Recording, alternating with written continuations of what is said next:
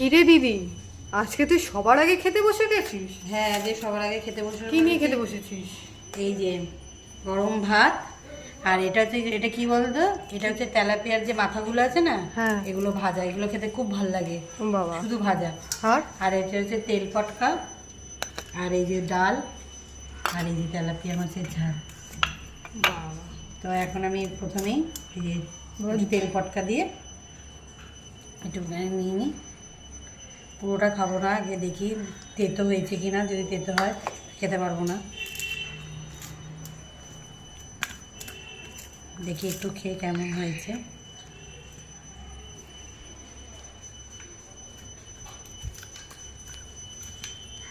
ঠিক আছে, কিরকম? ঠিক আছে, ভালো হয়েছে। আর এই যে এই একটু মাছ খান, এই যে তেলাপিয়া মাছ কষাটা ভালো।